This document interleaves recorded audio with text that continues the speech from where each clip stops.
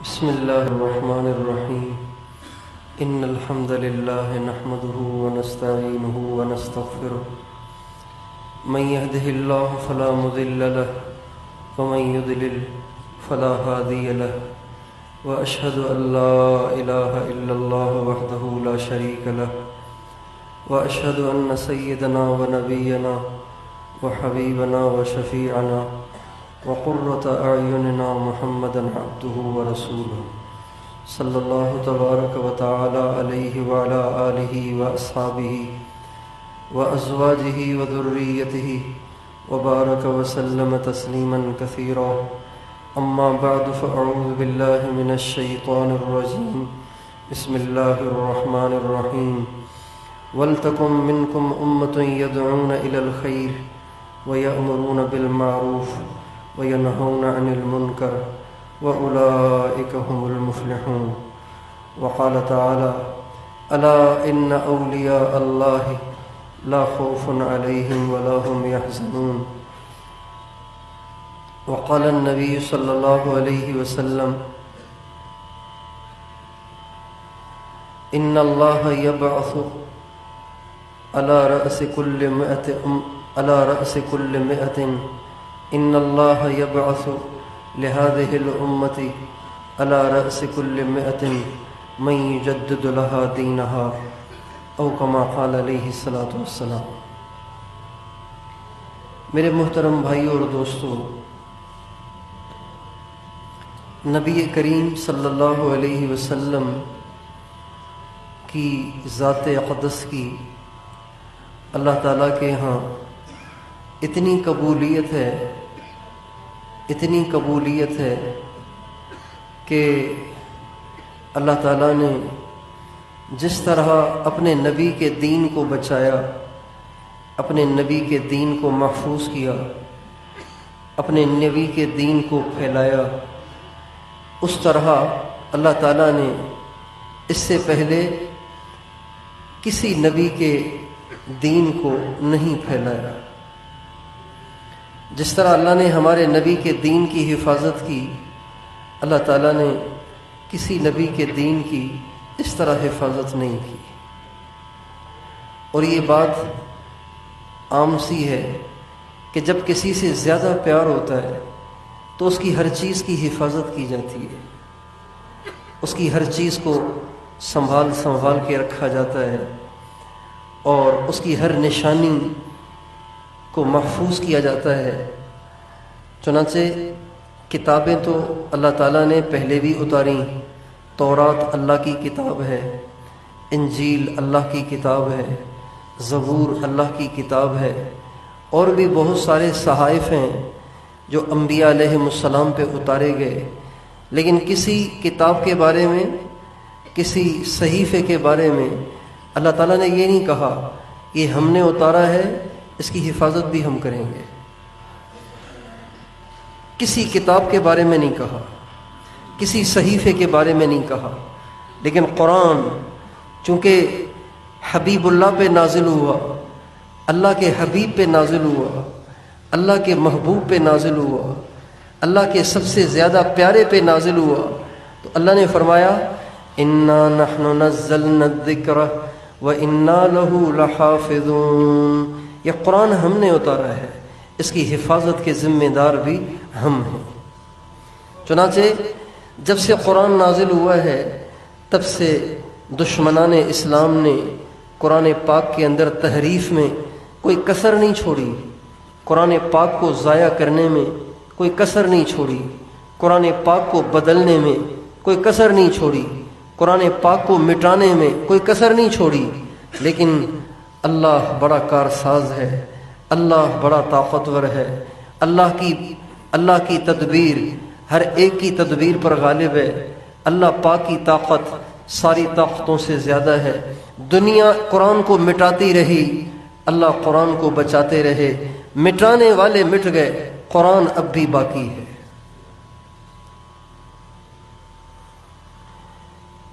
تو جس طرح اللہ تعالیٰ نے قرآن پاک کی حفاظت فرمائی، قرآن پاک کو اپنی حفاظت میں لیا، اللہ تعالیٰ نے اپنے نبی کی پوری شریعت کو اپنی حفاظت میں لے لیا۔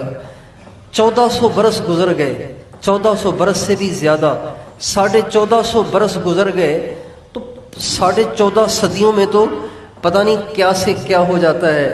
زمانے بدل جاتے ہیں، لوگ بدل جاتے ہیں، شہروں کے نام بدل جاتے ہیں، آبادیاں اجڑ جاتی ہیں اور اجڑی ہوئی جگہیں آبادیاں بن جاتی ہیں۔ لیکن اللہ کے کیا کہنے، اس کی قدرت کے کیا کہنے کہ اللہ تعالیٰ نے حضور اکرم صلی اللہ علیہ وسلم کی شریعت کو 1450 سال گزرنے کے بعد بھی من وعن آج تک باقی رکھا ہے۔ ہمارے نبی کی شریعت کی نہ الف آپ کی شریعت سے غائب ہوا، نہ با غائب ہوا، نہ تا غائب ہوا، نہ ثا غائب ہوا، نہ جیم اور ہا اور خا غائب ہوا۔ الف سے لے کے یہ تک ہمارے نبی کی ساری شریعت محفوظ ہے، ہمارے نبی کی ساری سیرت محفوظ ہے، ہمارے نبی کا سارا دین محفوظ ہے، ہمارے نبی کی ساری زندگی محفوظ ہے، ہمارے نبی کی ساری سیرت محفوظ ہے۔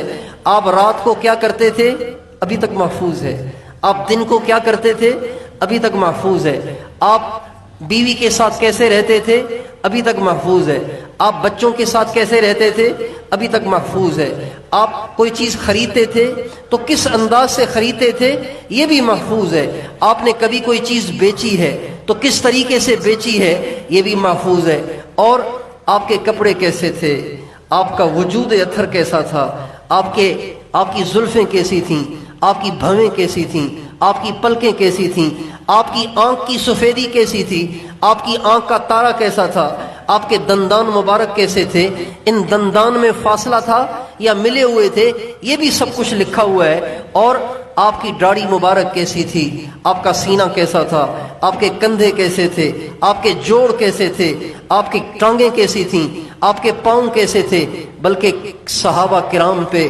خدا کی کروڑوں رحمتیں ہوں، انہوں نے ہمیں یہ بھی بتایا کہ حضور کے پاؤں کا تلوا کیسا تھا، خمسان الاخمسین حدیث میں آتا ہے ہمارے نبی کے پاؤں کا تلوا کیسا تھا یہ بھی بتایا گیا۔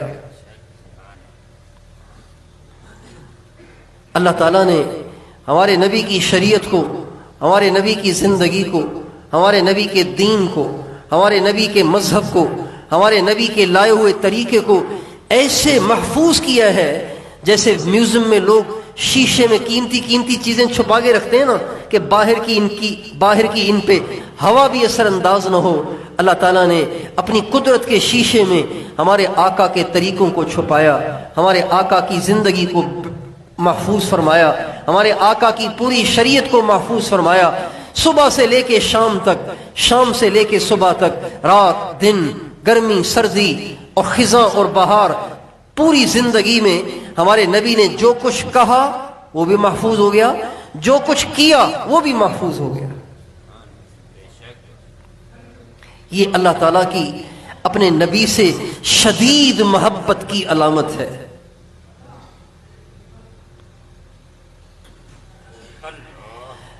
اللہ تعالیٰ نے اپنے نبی کی ہر چیز کو محفوظ کیا۔ محفوظ کرنے کے لیے ذریعہ کس کو بنایا؟ ذریعہ کس کو بنایا؟ ذریعہ کس کو بنایا؟ ہمارے نبی کا ارشاد ہے اللہ تعالیٰ ہر 100 سال کے سرے پر، ہر 100 سال کے سرے پر ایک شخص کو اٹھائے گا جو میرے مٹے ہوئے دین کو زندہ کرے گا، اور میرے اس دین کو زندہ کرے گا جو لوگوں کی نگاہوں میں گر چکا ہو، لوگوں کی نگاہوں میں حقیر ہو چکا ہو، اور لوگوں کی نگاہوں میں پرانا بن چکا ہو۔ جب میری امت میرے دین کو پرانا سمجھنے لگ جائے گی اور میری امت میرے دین سے منہ موڑنے لگ جائے گی، اللہ میری امت میں سے ہر 100 سال کے سرے پر ایک ایسے شخص کو اٹھائے گا جس کی اللہ کے ہاں ایسی قبولیت ہوگی، اللہ کے ہاں وہ اتنا مقرب ہوگا کہ وہ محنت کرے گا، کوشش کرے گا، آنسو بہائے گا، روئے گا، دھوئے گا، اللہ پاک کو اس کی محنتوں پہ ترس آئے گا، اللہ میرے مٹے ہوئے دین کو دوبارہ زندہ کر دیں گے۔ تو اس امت میں اللہ تعالیٰ نے ایسے بہت سے لوگ پیدا کیے کہ جب وہ ایسے دور میں آئے جب دین مٹ چکا تھا اور دین سے لوگوں کو نفرت ہونے لگی تھی، مسلمان ہی دین کو چھوڑنے لگ گئے تھے، اللہ تعالیٰ نے ایک شخصیت کو بھیجا، اس نے آ کے دین کو زندہ کیا اور محنت کی۔ ان شخصیات کو کہتے ہیں مجدد، ان شخصیات کو کیا کہتے ہیں؟ مجدد کہتے ہیں. مجدد کہتے ہیں جو دین کو تر و تازہ کر دے اور دین کے اوپر آئے ہوئے گرد و غبار کو صاف کر دے اور دوبارہ دین کو ایسے تر و تازہ کر دے جیسے حضور دنیا سے ابھی ابھی تشریف لے گئے. یہ مجدد کا کام ہوتا ہے. اللہ تعالیٰ ہر زمانے میں ایسے لوگ بھیجتے رہے، ہر زمانے میں ایسے لوگ آتے رہے اور دین کو زندہ کرتے چلے گئے اور دین کو چمکاتے چلے گئے، اور اللہ تعالیٰ کا وہ وعدہ پورا ہوتا چلا جا رہا ہے کہ اس دین کا محافظ میں ہوں. دنیا والے مٹاتے مٹاتے مٹاتے جب مٹانے کے قریب ہو جاتے ہیں، اللہ ایک دم ایک سورج کی طرح روشن انسان کو کھڑا کر دیتا ہے، وہ ان کے کیے کرائے پہ پانی پھیر دیتا ہے اور دوبارہ دین کا درخت ہرا بھرا ہو جاتا ہے. یہ اللہ پاک کا ایک نظام ہے جو حضور اکرم صلی اللہ علیہ وسلم سے شدید محبت کی وجہ سے اللہ نے چلایا. پھر ہمارے نبی کے جب دنیا سے جانے کا وقت آیا، ہمارے نبی جب دنیا سے جا رہے تھے تو ہمارے نبی کو بڑی پریشانی تھی اس بات کی کہ میں تو اللہ کے پاس چلا جاؤں، لیکن اگر میں اللہ کے پاس چلا گیا تو پیچھے میری امت کا کیا بنے گا. اس لیے کہ حضور اکرم صلی اللہ علیہ وسلم کا جو وجود تھا وہ ایک بہت بڑا سہارا تھا، بہت بڑا سہارا تھا. اللہ تعالیٰ نے اپنے نبی سے فرمایا وَمَا كَانَ اللَّهُ لِيُعَذِّبَهُمْ وَأَنْتَ فِيهِمْ، اے میرے نبی جب تک آپ ان کے بیچ میں ہیں میں ان کو عذاب نہیں دوں گا. آپ کے ہوتے ہوئے کیسے عذاب دوں گا؟ بھائی اگر کسی قاری صاحب کو کسی بچے پہ غصہ آئے اور وہ ڈنڈا اٹھا کے بھی مارنے لگے، اوپر سے اس بچے کا باپ آ جائے تو بتائیے قاری صاحب ڈنڈا چلائیں گے؟ بھائی قاری صاحب بچے کے باپ کے سامنے بچے پہ ڈنڈا چلائیں گے؟ کبھی بھی نہیں چلائیں گے. کوئی ٹیچر نہیں چلائے گا، کوئی قاری نہیں چلائے گا، کوئی گیا ہے. تو جب ہمارے نبی کو اللہ فرما رہے میرے نبی جب تک آپ ان میں موجود ہیں میں ان کے گناہوں کے باوجود ان کو سزا نہیں دوں گا. آپ کے ہوتے ہوئے کیسے سزا دوں گا؟ وَمَا كَانَ اللَّهُ لِيُعَذِّبَهُمْ وَأَنْتَ فِيهِمْ. اچھا اس کا ترجمہ یہ بھی نہیں ہے کہ اللہ تعالیٰ ان کو عذاب نہیں دے گا جب تک آپ ان میں موجود ہیں. اس کا ترجمہ یہ بھی نہیں ہے، اس کا ترجمہ عجیب ہے. علماء اس کو سمجھتے ہیں وَمَا كَانَ اللَّهُ لِيُعَذِّبَهُمْ، یہ جو لام ہے نا اس لام کو کہتے ہیں لام جحود. اس کا مطلب یہ ہوتا ہے کہ یہ ہو ہی نہیں سکتا کہ میں آپ کے ہوتے ہوئے ان پہ کوئی عذاب نازل کروں. وَمَا كَانَ اللَّهُ لِيُعَذِّبَهُمْ وَأَنْتَ فِيهِمْ، میرے نبی یہ ہو کیسے سکتا ہے کہ آپ ان میں جلوہ افروز ہوں اور میں ان پہ عذاب نازل کر دوں. اب جب ہمارے نبی دنیا سے جانے لگے جبریل آ گئے لینے کے لیے اور جبریل نے کہا یا رسول اللہ اللہ آپ سے ملنے کا مشتاق ہے، آپ کا کیا پروگرام ہے؟ آپ نے فرمایا اللہ کو اگر مجھ سے ملنے کا شوق ہے تو مجھے بھی اللہ سے ملنے کا شوق ہے، لیکن بات صرف ایک ہے، وہ یہ ہے کہ اگر میں آج اللہ کے پاس چلا جاؤں تو پیچھے میری امت کا کیا بنے گا. چنانچہ حضرت جبریل اللہ کے پاس گئے، اللہ کے ہاں سے پیغام لائے اے میرے نبی آپ اطمینان سے ہمارے پاس آ جائیں، آپ کے بعد ہم آپ کی امت کو اکیلا نہیں چھوڑیں گے. تو چونکہ ہمارے نبی نے دنیا سے جانے سے پہلے اللہ پاک سے یہ فیصلہ کروا لیا کہ وہ امت کو اکیلا نہیں چھوڑے گا، لہذا اللہ وقتاً فوقتاً ایسے لوگوں کو بھیجتے رہے، ایسے لوگوں کو دنیا میں لاتے رہے کہ جو وہی کام کرتے تھے جو نبی کریم صلی اللہ علیہ وسلم نے کیا. ان کے اندر ایسی تاثیر تھی، ایسی نورانیت تھی، ایسی روحانیت تھی کہ انہوں نے ساری دنیا کو ہلا کے رکھ دیا، سوئے ہوئے لوگوں کو جگا کے رکھ دیا، بھٹکے ہوئے لوگوں کو سیدھے راستے پہ ڈال دیا. انہی مجددین میں سے ایک مجدد ہیں، ایک ولی ہیں، ایک اللہ والے ہیں جن کا نام پیران پیر قطب ربانی محبوب سبحانی شیخ عبد القادر جیلانی رحمت اللہ علیہ ہے. چونکہ ان مہینوں میں 11ویں شریف کا نام بہت چلتا ہے، شیخ عبد القادر جیلانی رحمت اللہ علیہ کے نام سے 11ویں شریف کا نام چلتا ہے، لیکن ہماری عادت ہو گئی ہے کہ ہم بس رسم و رواج میں پھنس کر ان شخصیات کو بھول جاتے ہیں، ان کی محنتوں کو بھول جاتے ہیں، ان کی قربانیوں کو بھول جاتے ہیں، یہاں تک کہ ہمیں یہاں تک کہ ہمیں ان کی سیرت کو پڑھنے کی بھی توفیق نہیں ہوتی، ان کی محنتیں، ان کی قربانیاں، ان کی شخصیات، ان کی تعلیمات کو بھی پڑھنے کی ہمیں توفیق نہیں ہوتی کہ ہم پہچانے تو صحیح جنہیں ہم بادشاہ پیر کہتے ہیں۔ ہمارے یہاں سندھی میں ان کو بادشاہ پیر کہتے ہیں، یعنی پیروں کا بادشاہ، پیران پیر، پیروں کا بھی پیر، غوث اعظم، سب سے بڑا ولی، ان ناموں سے ان کو یاد کیا جاتا ہے۔ لیکن کبھی ہم یہ سوچنے کی زحمت نہیں اٹھاتے کہ ہم جانے تو صحیح وہ کون ہے، وہ کیسے تھے، انہوں نے کیا کیا، اتنا بڑا نام ان کا کیسے بن گیا، اتنے بڑے ولی وہ کیسے بن گئے، اور ساری دنیا میں ان کا ڈنکا کیسے بج گیا۔ آج بھی ان سے محبت کرنے والے لاکھوں نہیں کروڑوں لوگ دنیا میں موجود ہیں، حالانکہ وہ ایک امتی ہیں، نبی نہیں ہے، لیکن اللہ تعالیٰ نے ان کو اتنا نوازا تھا، اتنا نوازا تھا، اتنا نوازا تھا، کچھ نہ پوچھو۔ سن 470 ہجری میں وہ دنیا میں جلوہ افروز ہوئے، اپنی ماں کے پیٹ سے باہر آئے 470 ہجری میں، 470 ہجری میں وہ پیدا ہوئے۔ ان کے والد کا نام ابو صالح موسیٰ جنگی دوست تھا، جنگی دوست ان کا لقب ہے۔ ابو صالح یہ ان کی کنیت ہے، موسیٰ ان کا نام ہے۔ حضرت پیران پیر شیخ عبد القادر جیلانی رحمۃ اللہ علیہ کے والد کا نام بھی آپ بہت سارے 11ویں شریف منانے والوں سے پوچھیں گے، ان کو نام نہیں آئے گا، ان کے والد کا نام موسیٰ ہے،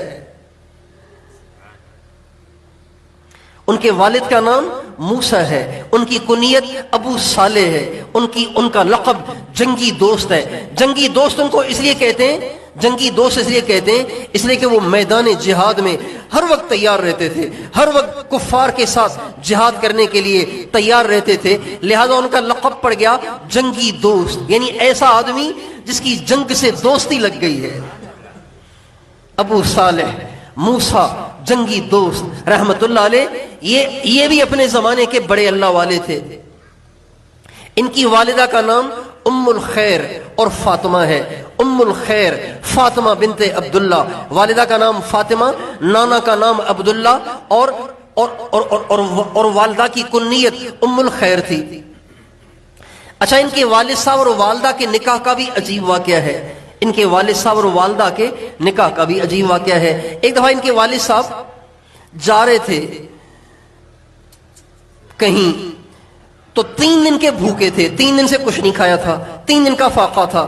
اللہ کی شان، ایک ندی بہ رہی تھی، اس میں سے ایک سیب، اس کے اوپر سیب تیر رہا تھا، ایک سیب تیر رہا تھا۔ 3 دن کا بھوکا، اس کے لیے تو سور کھانا بھی جائز ہو جاتا ہے۔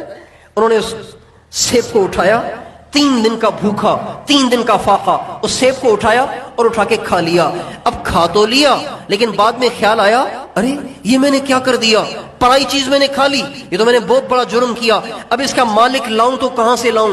سوچنے بیٹھ گئے، سوچتے سوچتے کہنے لگے، اس کا یہ سیب جو اس میں گرا ہوگا آخر کسی درخت سے گرا ہوگا، اور درخت بھی اسی ندی کے کنارے ہوگا، چلو میں ندی کے کنارے کنارے پیچھے پیچھے چلتا جاؤں، جہاں سے پانی آ رہا ہے وہیں چلتا جاؤں، جہاں کہیں ندی کے اوپر سیب کا درخت نظر آئے گا وہیں اس کا مالک مل جائے گا۔ چنانچہ چلتے چلتے چلتے چلتے پتہ نہیں کتنے دن کتنی راتیں چلتے رہے، یہاں تک کہ ایک باغ کے پاس پہنچے جو سیبوں کا باغ تھا۔ ایک درخت تھا، اس کی شاخ پانی کے اوپر کھڑی تھی اور اسی میں سے سیب ٹوٹ کے گرا تھا۔ سمجھ گئے تو پوچھنے لگ گئے، ادھر ادھر سے پوچھا کہ بھئی یہ سیب کا باغ کس کا ہے؟ تو کسی نے کہا سید عبداللہ صومعی رحمت اللہ، سید عبداللہ صومعی ایک بہت بڑے بزرگ ہیں، سید زادے ہیں، ان کا یہ باغ ہے۔ کہنے لگے آپ مجھے ملوا دیں گے؟ چنانچہ ڈھونڈتے ڈھونڈتے جا کے ان سے ملے، ان کو سارا واقعہ سنایا۔ 3 دن کا بھوکا تھا، سیب نہیں مجھے بھوک کوئی چیز کھانے کو نہیں مل رہی تھی، مجھے ندی سے ایک سیب مل گیا، وہ سیب آپ ہی کے باغ کا تھا، بس آپ سے بہت دور سے آیا ہوں معافی مانگنے کے لیے، اگر آپ معاف کر دیں گے تو آپ کی مہربانی ہوگی۔ اب جب انہوں نے کہا کہ ایک سیب کھایا تھا، وہ بھی 3 دن کے فاقے کے بعد کھایا تھا، پتہ نہیں کتنے کلومیٹر پیدل چلتے چلتے آئے ہیں معافی مانگنے کے لیے، تو سید عبداللہ صومعی سمجھ گئے آدمی کام کا ہے، آدمی کام کا ہے، اتنا اللہ کا خوف ہے اس کے دل میں، آدمی کام کا ہے۔ اب اصل میں تو بات یہ تھی کہ وہ ان کے تقوی سے متاثر ہو گئے تھے، لیکن انہوں نے عنوان کچھ اور بنایا. کہنے لگے ایسے معافی نہیں ہوگی. کہ کیسے ہوگی؟ کہ 10 سال میرے باغ کی خدمت کرو پھر سوچیں گے کہ معاف کرنا ہے کہ نہیں کرنا. یعنی اس کے بعد بھی گارنٹی نہیں دی کہ آپ کو 10 سال کی خدمت کے بعد معاف کروں گا. کہ 10 سال جا کے میرے باغ میں ہاری بن کے رہو، کسان بن کے رہو، جا کے اس کی خدمت گزاری کرو، 10 سال کے بعد آنا پھر سوچوں گا کہ معاف کرنا ہے کہ نہیں کرنا. اللہ کی شان. حضرت موسیٰ، حضرت ابو صالح، حضرت جنگی دوست کے دل میں اللہ پاک کا خوف کوئی اتنا شدید تھا کہ خوشی خوشی راضی ہو گئے. کہنے لگے 10 سال آپ کے باغ میں مزدوری کروں پھر تو آپ معاف کر دیں گے نا. کہا آ جانا پھر سوچ لیں گے. چنانچہ یہ چلے گئے. 10 برس جا کے ان کے باغ میں مزدوری کی، پیسے پہ نہیں، مفت میں جا کے مزدوری کی. کبھی کھانا ملتا کبھی نہ ملتا، یوں ہی فاقوں کے ساتھ 10 برس انہوں نے گزار دیے. جب 10 برس پورے ہوئے، 10 برس پورے ہوتے ہی حضرت موسیٰ آ کے سید عبداللہ سومئی کے پاس بیٹھ گئے. کہنے لگے حضرت 10 سال ہو گئے آپ کے باغ میں مزدوری کرتے ہوئے، اب تو ایک سیب معاف کر دیں. کہنے لگے نہیں، 2 سال اور مزدوری کرو. ان کا پھر تو معاف کر دیں گے نا. آپ کر تو لیں پھر سوچیں گے. یہ بیچارے قیامت کے خوف سے، حساب کتاب کے خوف سے، جہنم کے خوف سے، خدا کے سامنے پیشی کے خوف سے 2 سال اور مزدوری کرنے چلے گئے. کرتے رہے 12 برس مزدوری کرتے رہے، صرف اس لیے کہ ایک سیب کی معافی مل جائے جو بغیر اجازت کے میں نے کھایا ہے. کیسے لوگ تھے. آج ہم بھی دیکھ لیں، ہم کھاتے ہوئے، پیتے ہوئے، چیزیں اٹھاتے ہوئے، استعمال کرتے ہوئے کبھی سوچتے ہیں کہ اس کا مجھے جواب دینا ہے، اس کا مجھے حساب دینا ہے، اللہ کے سامنے کھڑا ہونا ہے.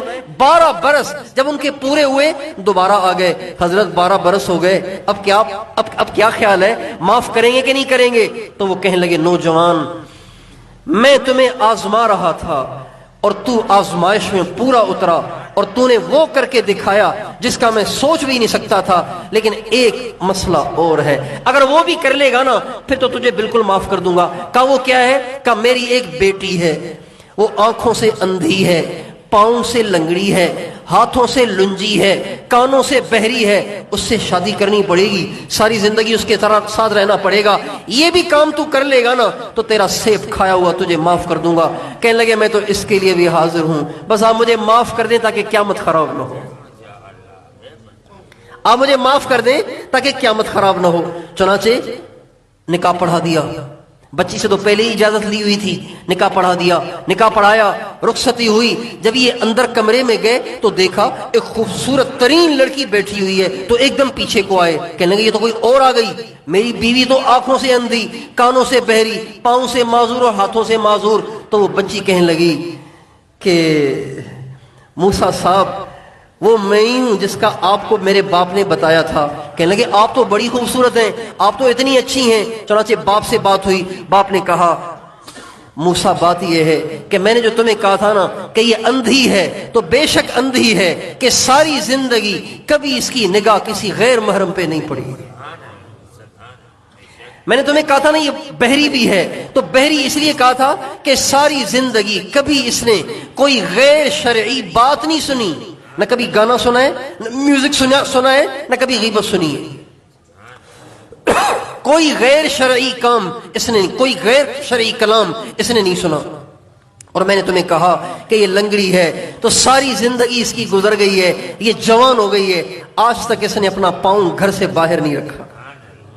اور معذور ہاتھوں سے لنچی اس لیے کہا کہ آج تک اس نے زندگی میں کبھی کوئی ناجائز کام کیے ہی نہیں.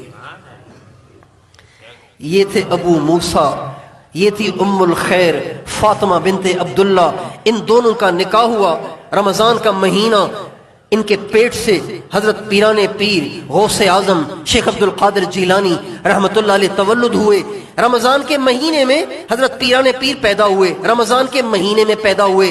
اللہ کی شان، اگلے دن بھی رمضان تھا، جس دن پیدا ہوئے اس دن بھی رمضان، اگلے دن بھی رمضان. رمضان جو ہی روزے کا ٹائم شروع ہوا تو سارا دن عبد القادر نے دودھ نہیں پیا. دودھ پیتے تھے، دودھ پیتے تھے لیکن افطاری کے بعد پیتے تھے. پورا رمضان کا مہینہ دودھ نہیں پیا. اللہ کی شان. اگلا سال جب ہوا تو رمضان کا چاند دیکھنے کے لیے لوگ گئے لیکن بادل تھے, پتہ نہیں چل رہا تھا کہ رمضان ہے یا شعبان ہے, پتہ نہیں چل رہا تھا. اگلا دن بھی شروع ہو گیا, بادل تھے, پتہ ہی نہیں چل رہا تھا. تو لوگوں نے کہا موسیٰ کے گھر جاؤ, اس کے گھر میں جو لڑکا عبد القادر ہے نا, اگر وہ دودھ پی رہا ہے نا سمجھ جاؤ کہ آج شعبان ہے, اگر وہ دودھ نہیں پی رہا سمجھ جاؤ آج روزہ ہے. چنانچہ شیخ عبد القادر جیلانی رحمت اللہ علیہ کے دودھ پینے نہ پینے پر لوگوں نے قیاس کر کے رمضان کو سمجھنے کی کوشش کی. بچپن سے ایسے متقی, ایسے پرہیزگار, ایسے اللہ والے تھے. اور یہ تو پیدائش کے بعد تو ان سے ایسی ایسی کرامتیں ظاہر ہوئی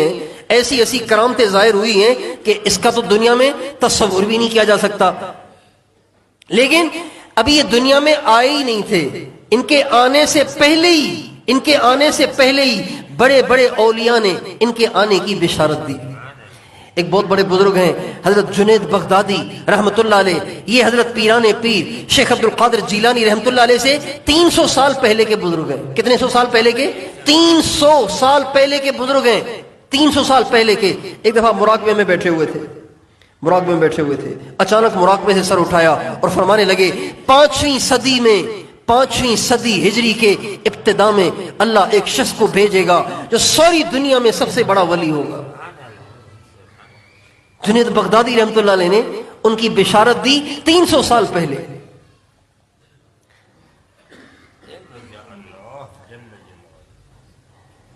ایران کا ایک قصبہ ہے گیلان. ایران میں ایک قصبہ ہے گیلان. جیلان تو کہتے ہیں اس لیے کہ گاف عربی میں نہیں ہے, اس لیے جیلانی کہتے ہیں, ورنہ اصل میں گیلانی ہے. شیخ عبد القادر گیلانی, لیکن گاف چونکہ عربی میں نہیں ہے اس لیے گاف کو جیم سے بدل دیتے ہیں. گیلان ایک قصبہ ہے, وہاں پہ ان کی پیدائش ہوئی, وہیں پہ رہتے تھے. 18 برس کی عمر تھی, 18 سال کی عمر تھی. تو ایک دفعہ ایسے ہی جا رہے تھے, تو جب جا رہے تھے تو راستے میں ایک کھیت پڑتا تھا. اس کھیت میں ایک کسان ہل چلا رہا تھا, بیل کے ساتھ ہل چلا رہا تھا. تو حضرت شیخ عبد القادر جیلانی رحمت اللہ علیہ نے اس بیل کو دیکھا تو اس بیل کو دیکھتے ہی رہے اور خود بخود ان کے پیچھے چلنا شروع ہوئے.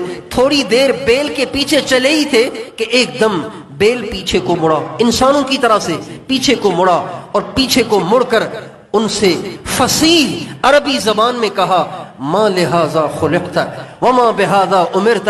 عبد القادر تو اس لیے نہیں بنایا گیا جس کام میں تو لگا ہوا ہے, ایسے ہی گھوم پھر رہا ہے.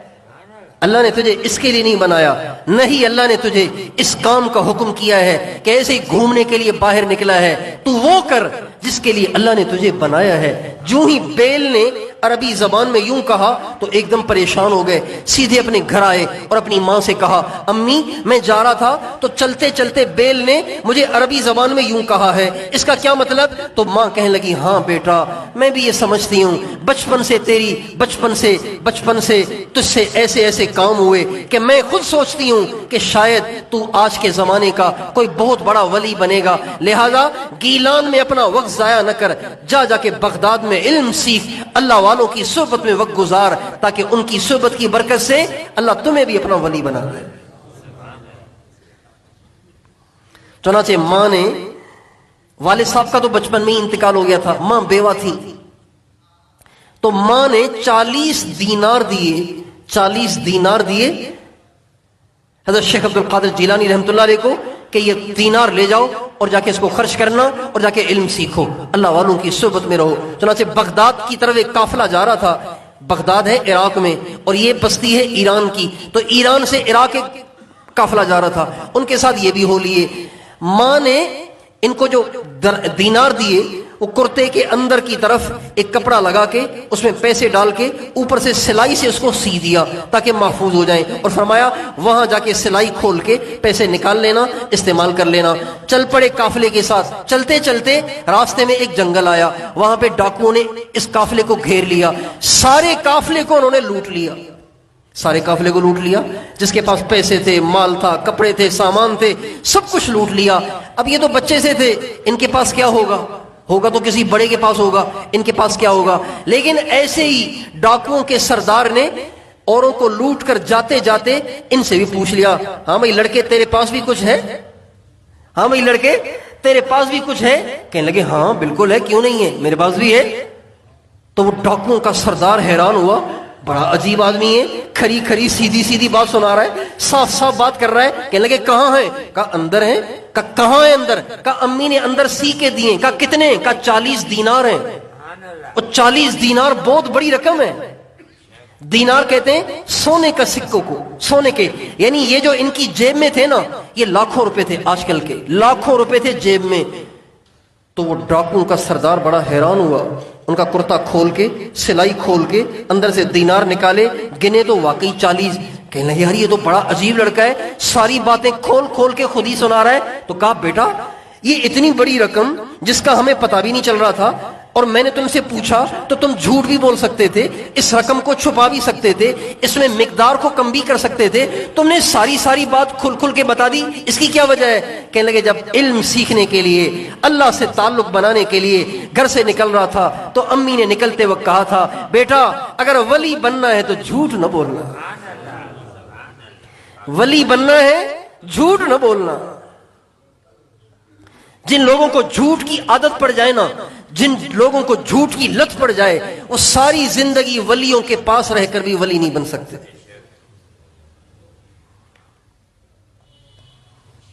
جھوٹ کی گندی عادت جسے پڑ گئی وہ سدھر ہی نہیں سکتا، وہ نہیں سدھر سکتا۔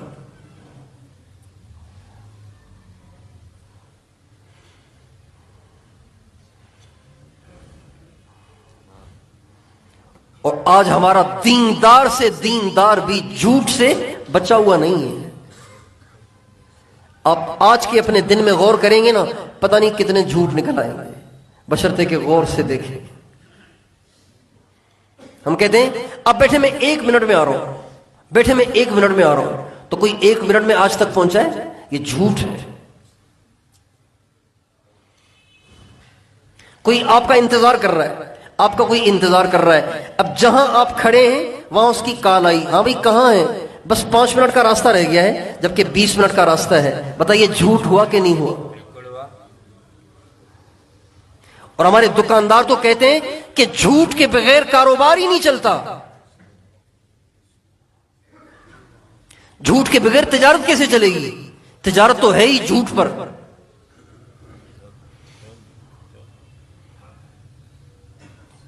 ہمارے نبی ایک دفعہ بیٹھے ہوئے تھے، یوں آپ دیکھیں، یوں ٹیک لگا کے آپ تشریف فرما تھے، اور آپ نے فرمایا الا انبئکم باکبر الکبائر، کیا میں تمہیں کبیرہ گناہوں میں سے بھی سب سے اوپر کے درجے کے بڑے بڑے کبیرہ گناہ بتاؤں؟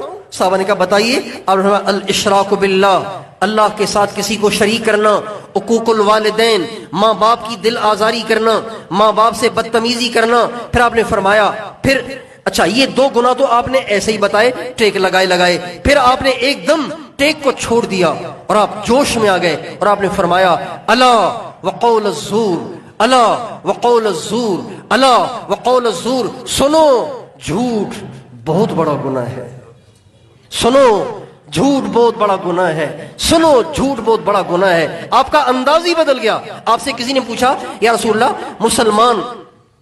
مسلمان بخیل ہو سکتا ہے؟ اور فرمایا ہو سکتا ہے۔ کہا جی مسلمان بزدل ہو سکتا ہے؟ فرمایا ہو سکتا ہے۔ کہا جی مسلمان جھوٹا ہو سکتا ہے؟ فرمایا مسلمان جھوٹ نہیں بول سکتا، مسلمان اور جھوٹ جمع ہی نہیں ہو سکتے۔ آپ فرماتے ہیں آیت المنافق 3، منافق کی آیتیں 3 ہیں، اذا حدث کذب، جب بات کرے گا تو جھوٹ بولے گا۔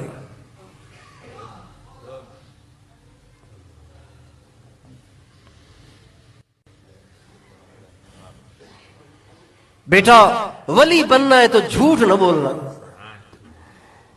چھوٹا سا عبد القادر، اس کی زبان سے بول بم پڑ کے، بم بن کر اس ڈاکوؤں کے سردار کے دل پہ جا لگا، اور ایک دم وہ ششدر رہ گیا اور کہنے لگا اچھا ماں کی بات کا اتنا پاس، رونے بیٹھ گیا، وہیں رونے بیٹھ گیا، تلوار توڑ دی اور کہا بیٹا تیری اس بات نے میرے دل پہ بڑا اثر کیا ہے، میں تجھے گواہ بنا کے آج توبہ کرتا ہوں، آج کے بعد گناہ نہیں کروں گا۔ اور پھر وہاں سے اٹھا، اپنے سارے ڈاکوؤں کے ٹولے کے پاس گیا، ان سب سے کہا ادھر آؤ ادھر آؤ، ذرا اس بچے کی بات تو سنو، یہ بچہ کیا کہہ رہا ہے۔ اس ساری ڈاکوؤں کی جماعت نے حضرت پیران پیر جبکہ بھی بچے سے تھے، ان کی ایک بول پر سارے ڈاکوؤں کے ٹولے نے ان کے کہنے پر توبہ کر لی۔ یہ حضرت پیران پیر شیخ عبد القادر جیلانی رحمت اللہ علیہ کے انسانوں کی ہدایت کا ذریعہ بننے کا پہلا واقعہ ہے۔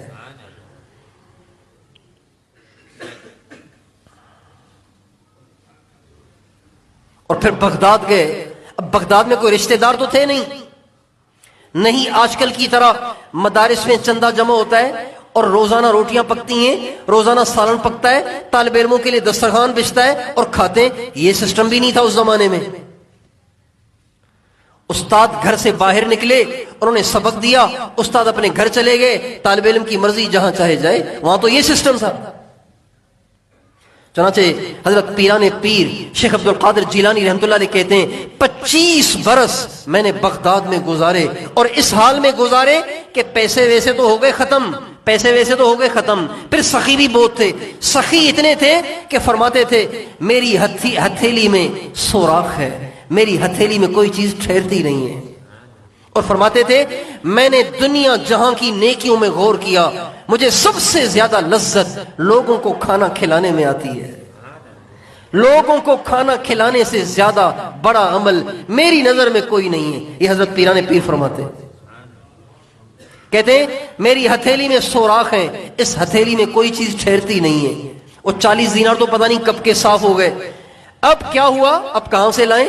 کوئی لنگر نہیں، کوئی چندہ نہیں، کوئی مطبخ نہیں، کوئی مطعم نہیں، کہاں سے کھائیں؟ چنانچہ فرماتے ہیں میں روز منڈی میں جاتا تھا اور وہ پھل جو گندے ہو کر لوگ پھینک دیتے تھے وہ اٹھا کے کھا لیا کرتا تھا، اور جو لوگ پھل کھا کے اس کے چھلکے پھینک دیتے تھے ان چھلکوں کو اٹھا کے اپنی بھوک مٹایا کرتا تھا۔ لوگ سبزیاں کھاتے تھے، سبزیوں کے چھلکے اور سبزیوں کے پتے بازار میں گلیوں میں پھینک جاتے تھے، میں گلیوں میں گھومتا تھا، ان پتوں ان چھلکوں کو اٹھاتا، اس کو دھو کے اس کو کھا لیا کرتا تھا، اس سے بھوک مٹایا کرتا تھا۔ 25 برس میں نے اس حال میں گزارے۔ کتنے برس گزارے بھائی؟ 25 برس۔ فرماتے ہیں ایک دفعہ ایسے ہوا کہ 20 دن تک مجھے کھانے کو کچھ نہیں ملا۔ کتنے دن؟ 20 دن۔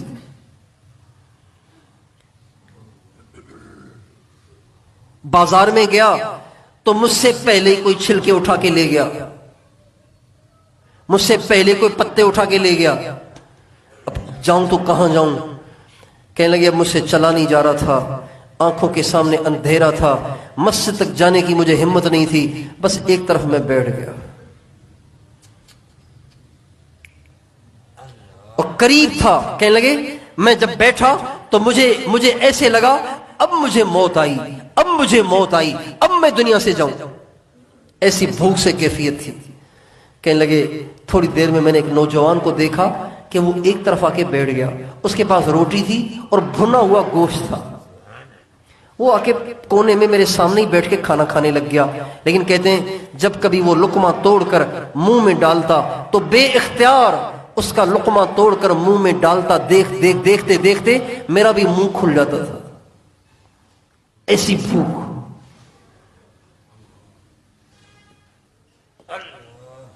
جب اس نے دیکھا نا کہ اس نوجوان کا حال عجیب ہو رہا ہے تو اس نے کہا آئیے آپ بھی کھا لیں۔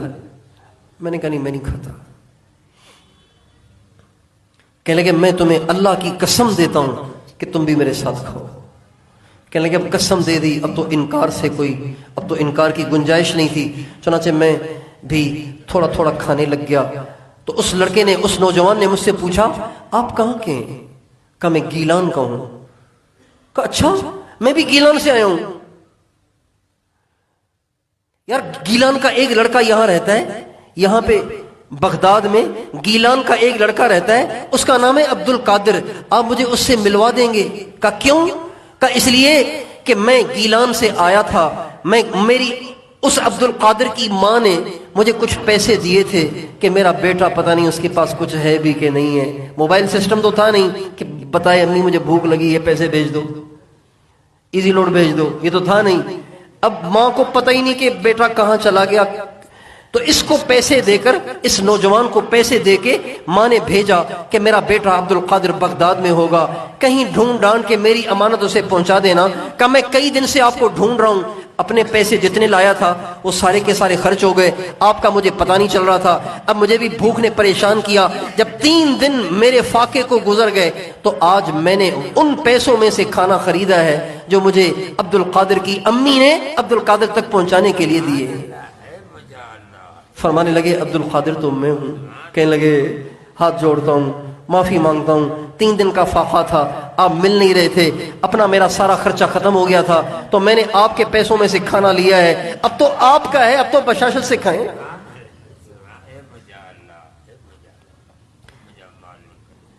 تھوڑا سا خود کھایا، اس کو کھلایا، جو پیسے امی نے بھیجے تھے اس میں سے بھی کچھ اس کو دے دیے، کچھ اپنے پاس رکھ لیے.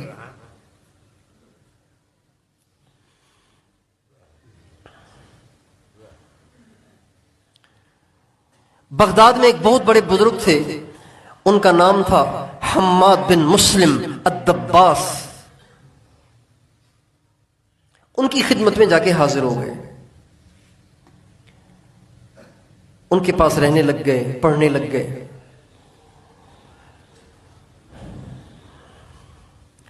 تو جب ان کے پاس رہتے تھے نا تو وہ ان کی بہت بے عزتی کرتے تھے، ان کی بہت بے عزتی کرتے تھے. بات بات پہ ان کو ٹوکتے، جھڑکتے، ذلیل کرتے، بات بات پہ ان کی بے عزتی کر دیتے تھے. تو جب دوسرے مریدین جو حماد بن مسلم الدباس کے پاس جو دوسرے مریدین تھے، انہوں نے دیکھا کہ شیخ صاحب اس کی آئے دن پگڑی اچھالتے رہتے ہیں، تو انہوں نے بھی بے عزتی کرنا شروع کر دی. ایک دفعہ شیخ صاحب نے دیکھ لیا کہ یہ گرے پڑے، یہ بھی اس کی بے عزتی کرنے لگ گئے. جو ہی انہوں نے دیکھا تو انہوں نے کہا او دنیا کے کتو، اپنے دوسرے مریدین سے کہا او دنیا کے کتو، اس کا مذاق نہ اڑاؤ، اس کی دل آزاری نہ کرو. میں جو اس کو رگڑے دے رہا ہوں وہ تو اس لیے دے رہا ہوں کہ اس کی یہ میری تربیت میں ہے اور میں اسے کہیں پہنچانا چاہتا ہوں. تم سب کے سب مل کر اس کے درجے کو نہیں پہنچ سکتے، اس لیے کہ میں دیکھ رہا ہوں کہ یہ بہت اونچا آدمی ہے.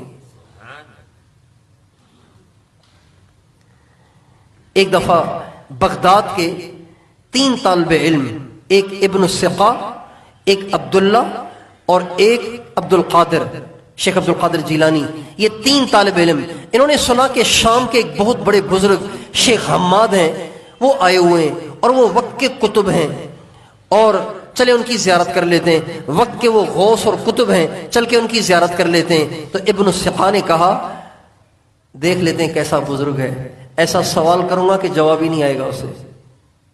یہ ابن السقا نے کہا. عبداللہ نے کہا میں بھی پوچھوں گا ایک سوال، دیکھتا ہوں کیا جواب دیتے ہیں. شیخ عبد القادر نے کہا اللہ کی پناہ کہ میں اس سے کوئی سوال کروں، بھائی میں تو ان کا فیض حاصل کرنے کے لیے، میں تو ان کی زیارت کے لیے جا رہا ہوں. یہ تینوں نوجوان جب شیخ حماد کی صحبت میں پہنچے تو شیخ حماد کہنے لگے او ابن السقا، وہ جو طالب علم جس نے کہا تھا نا ایسا سوال کروں گا کہ جواب ہی نہیں دے سکیں گے، کہنے لگے تو آزمانے آیا ہے، تیرا سوال یہ ہے، اس کا جواب یہ ہے، اور میں دیکھ رہا ہوں کہ تو کفر پہ مرے گا. اہل اللہ کی دل آزاری جو ہوتی ہے نا وہ انسان کو کفر تک واقعی پہنچا دیتی ہے. اہل اللہ کی توہین، اہل اللہ سے بدتمیزی، اہل اللہ کی دل آزاری واقعتاً انسان کو کفر تک پہنچا دیتی ہے. ہمارے نبی کا ارشاد ہے، اللہ تعالیٰ فرماتے ہیں من عادی لی ولیا فقد آذنتہ بالحرب، جو میرے کسی ولی سے دشمنی کرے گا میرا اس سے اعلان جنگ ہے. اس لیے کبھی بھی کسی نے ولیوں والی شکل بھی بنائی ہوئی ہو نا تب بھی کبھی اس کی دل آزاری نہ کرنا. شاید وہ اندر سے ولی ہو اور آپ کی دنیا اور آخرت اجاڑ کے رکھ دے، اس سے بدتمیزی کرنا.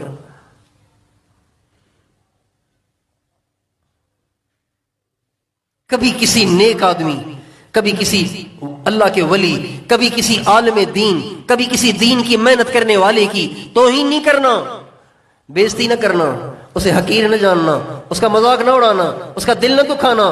اللہ بڑا غیور ہے، اللہ بڑا طاقتور ہے، اللہ بڑا غیرت مند ہے۔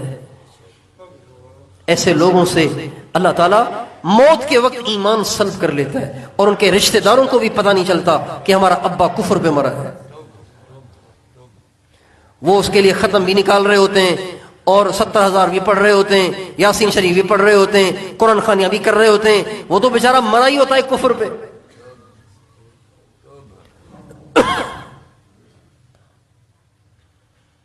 میں دیکھ رہا ہوں کہ تو کفر پہ مر رہا ہے۔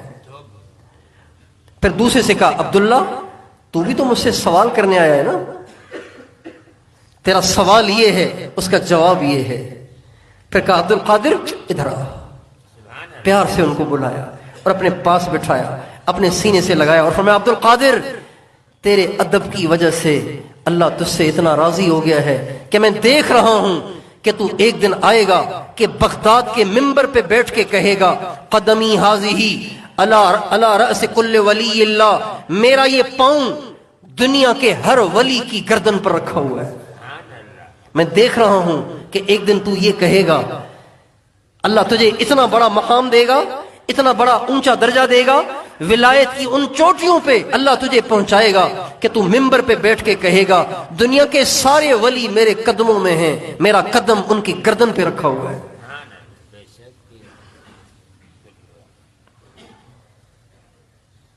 اللہ ادب سے واقعی نوازتا ہے۔ با ادب با نصیب ہوتا ہے نا، بے ادب بے نصیب ہوتا ہے۔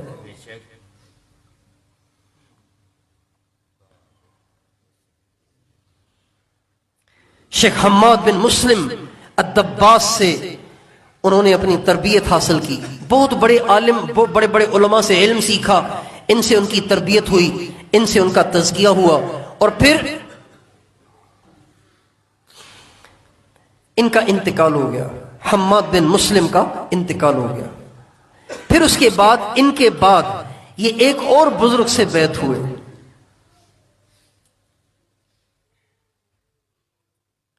ان کا نام تھا ابو سعید مبارک مخرمی رحمت اللہ علیہ۔ ان کا نام مبارک تھا، ابو سعید ان کی کنیت تھی، مخرمی ان کی نسبت تھی۔ ابو سعید مبارک مخرمی رحمت اللہ علیہ ان سے جا کر بیعت ہوئے اور پھر انہی کے ساتھ رہے، انہوں نے ان کو خلافت دی۔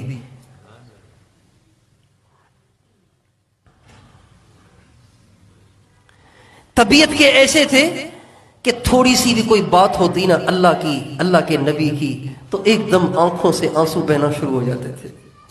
کتابوں میں لکھا ہے سب سے زیادہ رونے والے تھے بکاءً، سب سے زیادہ رونے والے تھے، تھوڑی تھوڑی بات پر رو پڑتے تھے، تھوڑی تھوڑی بات پہ رو پڑتے تھے۔ جہنم کی بات ہوئی آنکھوں سے آنسوں کی کہ ریلے شروع ہو جاتے، جنت کی بات ہوتی آنکھوں سے آنسوں کے ریلے شروع ہو جاتے، اللہ کی بات ہوتی آنکھوں سے آنسوں کے ریلے شروع ہو جاتے، اللہ کے حبیب کا تذکرہ ہوتا تو آنکھوں سے برسات شروع ہو جاتی تھی۔ اتنی اللہ اور اس کے نبی سے ان کو محبت تھی۔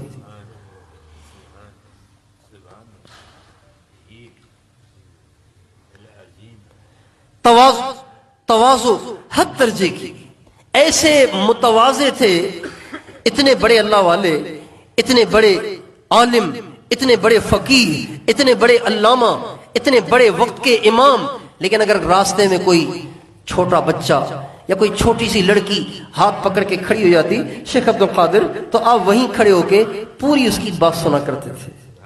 ایسی ان کی طبیعت میں تواضع تھی۔ 10 واسطوں سے، صرف 10 واسطوں سے ان کا نسب حضرت امام حسن سے جا کے ملتا ہے۔ 10 واسطوں سے حضرت امام حسن کے ساتھ ان کا نسب ملتا ہے۔ علماء کہتے ہیں حضرت امام حسن نے اپنے زمانے میں ایک بہت بڑی قربانی دی۔ حضرت معاویہ ایک طرف تھے، امام حسن ایک طرف تھے، مسلمان 2 حصوں میں تقسیم تھے، ساری امت مسلمہ دو حصوں میں تقسیم تھی. کچھ حضرت معاویہ کے ساتھ تھے اور زیادہ تر حضرت امام حسن کے ساتھ تھے. حضرت علی کے زمانے میں تو آپس میں جوڑ نہ بن سکا، یہاں تک کہ حضرت علی کو یہودیوں نے شہید کر دیا اور حضرت امام حسن کو خلیفہ بنا دیا گیا.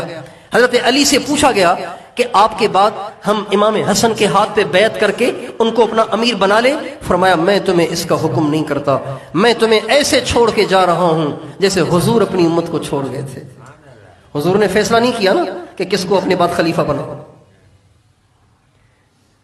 اشارے تو کر دیے تھے صدیق اکبر کے بارے میں، لیکن سراحتاً نہیں فرمایا تھا کہ ابو بکر ہی کو اپنا خلیفہ بناؤ. فرمانے لگے میں تمہیں نہ حکم کرتا ہوں نہ میں تمہیں منع کرتا ہوں، تو اگر تمہارا دل چاہ رہا تو بے شک کر لو، لیکن میں نہ حکم کرتا ہوں نہ منع کرتا ہوں. حضرت علی کے بعد سارے مسلمانوں نے اتفاق سے حضرت امام حسن کو خلیفہ بنایا. 6 مہینے امام حسن خلیفہ رہے، لیکن امام حسن کا دل کڑتا تھا کہ امت مسلمہ جسے حضور نے اپنے خون سے بنایا، اتنی قربانیوں سے بنایا، وہ 2 ٹکڑوں میں تقسیم ہو گئی.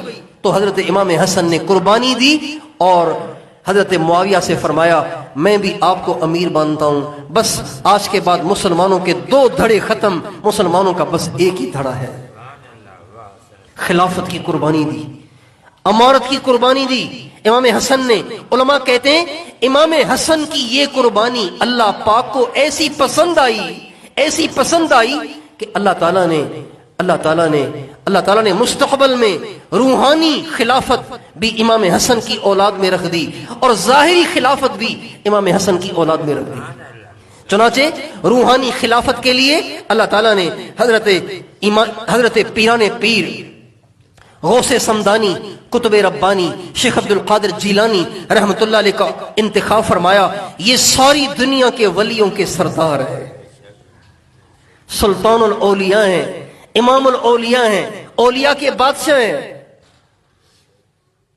روحانی خلافت اللہ نے ان کی اولاد میں سے حضرت شیخ عبد القادر جیلانی کو عطا فرمائی، اور ظاہری خلافت بھی اللہ تعالیٰ نے ان کے بیٹے کے لیے رکھی کہ حضرت امام مہدی جو ان قریب ظاہر ہوں گے وہ بھی امام حسن کی اولاد میں سے ہوں گے، اور وہ ایک ملک نہیں، ایک خطے کے نہیں، ایک بر اعظم کے نہیں، ساری دنیا کے بادشاہ بن جائیں گے اور ساری دنیا سے کفر اور شرک کو مٹائیں گے، اسلام کا بول بالا کریں گے. ہمارے نبی کا ارشاد ہے اگر دنیا چلتے دنیا کا ایک دن باقی رہ جائے اور ایک دن کے بعد قیامت قائم ہو جائے، اللہ اس ایک دن کو اتنا لمبا کرے گا کہ میری بیٹی فاطمہ کی اولاد سے ایک نوجوان کھڑا ہوگا جو ساری دنیا کو عدل و انصاف سے بھر دے گا، جیسا کہ اس سے پہلے وہ ظلم و ستم سے بھری ہوئی ہوگی. آپ علیہ السلام ایک دفعہ گھر میں تشریف لائے، حضرت فاطمہ سامنے کھڑی تھی. آپ نے فرمایا یا فاطمہ تو ابشری، فاطمہ تجھے مبارک ہو، فإن المہدی منکی، مہدی تیری اولاد میں سے ہوگا. امام حسن کی یہ قربانی اللہ پاک کو ایسی پسند آئی کہ خلافت روحانیہ وہ بھی ان کی نسل میں اور خلافت ظاہریہ وہ بھی ان کی نسل میں.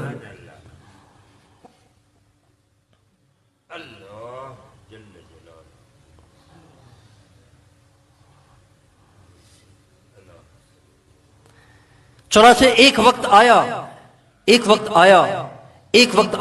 کہ حضرت پیران پیر شیخ عبد القادر جیلانی رحمت اللہ علیہ عالم بھی ہو گئے اور ولی بھی بن گئے، اور جن سے تعلق تھا انہوں نے خلافت بھی دے دی. اب کیا ہوا؟ اب ان کا دل تو یہ چاہتا تھا کہ جنگل میں نکل جاؤں اور جا کے بس اللہ اللہ کروں، اللہ کی ذات میں گمسم رہوں، دنیا سے میرا کیا واسطہ. چونکہ بغداد اس وقت دنیاوی لحاظ سے دنیا میں سب سے زیادہ ترقی یافتہ شہر تھا. جیسے آج کل ہمارے ہاں پاکستان میں کراچی ہے، اسلام آباد ہے، لاہور ہے، ان سے زیادہ پوری، یہ تو ایک ملک کے شہر ہیں، وہ پوری دنیا میں سب سے زیادہ ترقی یافتہ شہر بغداد تھا. فرمانے لگے اب دنیا میں یہاں رہ کے کیا کروں، دنیا داری کا ماحول ہے، بے دینی کا ماحول ہے، میں جاتا ہوں جنگل. چنانچہ ایک دفعہ جا رہے تھے، سب کچھ چھوڑ چھاڑ کے بغداد سے رخصت ہو کر جنگل کی طرف جا رہے تھے. جنگل کی طرف جو ہی رخ کیا تو ایک غیبی آواز آئی، کہاں جا رہے ہو؟ کہنے لگے دنیا کو چھوڑ کر اللہ کی طرف جا رہا ہوں. تو تو غیب سے کسی نے دھکا دیا، منہ کے بل جا کر گرے اور آواز آئی واپس جاؤ، مخلوق سے تم کو فائدہ پہنچے، مخلوق کو تم سے فائدہ پہنچے گا، مخلوق کو تم سے فیض پہنچے گا، تمہارے ذریعے سے مخلوق کو ہدایت ملے گی۔ واپس آ گئے۔ ایک رات سوئے ہوئے تھے، نبی کریم صلی اللہ علیہ وسلم کی زیارت ہوئی، آپ علیہ السلام نے فرمایا عبد القادر تم بیان کیوں نہیں کرتے؟ بیان کیا کرو نا، تاکہ تیرے بیان سے لوگوں کے دل میری محبت سے پر ہوں، میری محبت سے منور ہوں۔ کہنے لگے یا رسول اللہ بغداد تو عربوں کا شہر ہے، میں تو عجمی آدمی ہوں، تو عربی یہ عرب میری عجمی زبان سے کیسے متاثر ہوں گے؟ آپ نے فرمایا ادھر آ، آپ نے قریب کیا، اپنے منہ مبارک سے لعاب نکال کے ان کے منہ میں ڈالا۔ شیخ عبد القادر کہتے ہیں صبح کو کہ جب میں نے بیان کیا تو عجم عرب بھی حیران رہ گئے، ایسا بیان کیا۔ آقا علیہ السلام کے لعاب کی برکت تھی، ایسی اللہ نے ان کے بیان میں تاثیر رکھی تھی، ایسی ان کے بیان میں تاثیر رکھی تھی، ایسی ان کے بیان میں تاثیر رکھی تھی کہ جب بیان کرتے تھے تو کئی دفعہ بیان کے دوران لوگ ان کی بات سن سن کے ان کے کلیجے شک ہو جاتے، پھٹ جاتے تھے، اور وہیں تڑپ تڑپ کے اللہ پاک کی محبت میں مر جاتے تھے۔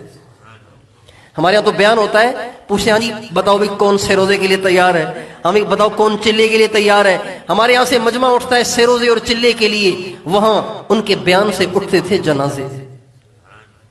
بیان کے بعد پوچھتے تھے دیکھو کون کون شہید عشق ہے، کون کون اللہ کی محبت میں تڑپ کے مر چکا ہے، اس کا جنازہ اٹھتا اور پھر آگے بات چلتی۔ جب بیان کرتے تھے تو بیان 200 آدمی میں 400 آدمی میں نہیں کرتے تھے، 70 ہزار آدمی، 1 لاکھ آدمی ان کے بیان میں آ کے بیٹھتے تھے۔ ان بیٹھنے والوں میں بڑے بڑے علماء، بڑے بڑے مشائخ، بڑے بڑے اہل اللہ اور وقت کے عباسی بادشاہ بھی آ کر جوتیوں میں بیٹھ جاتے تھے، اور حضرت پیران پیر رحمت اللہ علیہ کسی بادشاہ کو پروٹوکول دے کر اسے آگے نہیں بٹھاتے تھے، وہ بھی جوتیوں میں بیٹھے ہوتے تھے۔ بیان کرتے تھے تو بیان سنتے سنتے بعض تو مر جاتے تھے، اور بعض تڑپتے تڑپتے بے ہوش ہو جاتے تھے، اور بعض روتے روتے کپڑے پھاڑ دیتے تھے، اور بعض روتے روتے توبہ تائب ہو کر سجدے میں گر جاتے تھے۔ جتنا مجمع بیان سنتا تھا سارے کا سارا ہمیشہ کے لیے گناہوں سے توبہ تائب ہو کر اللہ کا ولی بن جاتا تھا۔ ایسا اللہ نے ان کی زبان میں اثر رکھا تھا، ان کے مواعظ آج تک اپنے اندر وہ تاثیر رکھتے ہیں جو تاثیر اس وقت تھی۔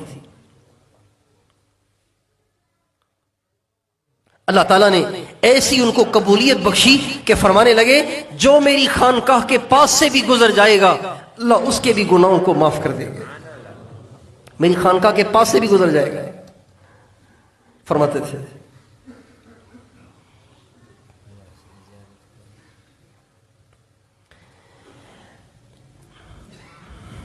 صحابہ کے بعد سے لے کے اب تک جتنے اولیاء آئے ہیں ان سب سے کرامتیں ظاہر ہوئی ہیں، بعضوں سے نہیں بھی ہوئی لیکن عام طور پہ اولیاء سے کرامتیں ظاہر ہوتی ہیں، لیکن سب سے زیادہ کثرت کے ساتھ جس ولی سے کرامتیں ظاہر ہوئی ہیں وہ حضرت پیران پیر شیخ عبد القادر جیلانی ہیں۔ علامہ ابن تیمیہ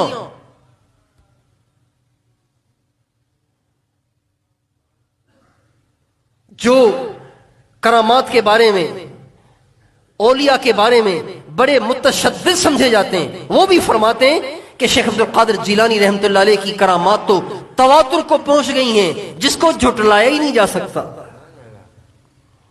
ایک دفعہ ایک عورت آئی، کہنے کی جی حضرت یہ جو میرا بچہ ہے بہت کمزور ہو گیا ہے، تو ایسے کریں آپ اس کو اپنی خانقاہ میں رکھ لیں، آپ اس کو اپنی خانقاہ میں رکھ لیں، آپ کی صحبت میں رہے گا، اللہ والا بھی بن جائے گا، کچھ کھائے گا پیے گا، موٹا بھی ہو جائے گا۔ چھوڑ گئی، کافی دنوں کے بعد آئی، دیکھا کہ بچہ اور زیادہ سوکھ کے کانٹا ہو گیا تھا، تو کہا بیٹا تو اور زیادہ کمزور ہو گیا ہے، کیا کھاتا ہے تو؟ اس نے کہا جی دال کھاتا ہوں۔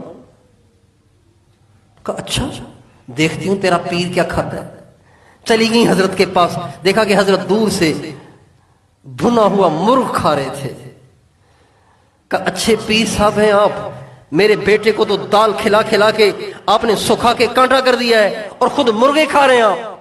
तो फरमाने लगे माई अभी वो ज़ेरे तरबियत है, अभी वो ज़ेरे तरबियत है, उसे दाल ही खाने दो, जब इस काबिल हो जाएगा तो इसे मुर्ग भी खिलाऊंगा। ये कहकर वो जो मुर्गा खाया था ना उसकी हड्डियां पड़ी हुई थी, उन हड्डियों से कहा उम बिइज़्निल्लाह। जो ही उंगली का इशारा किया उन हड्डियों पे गोश्त चढ़कर मुर्ग बन के तैयार हो गया।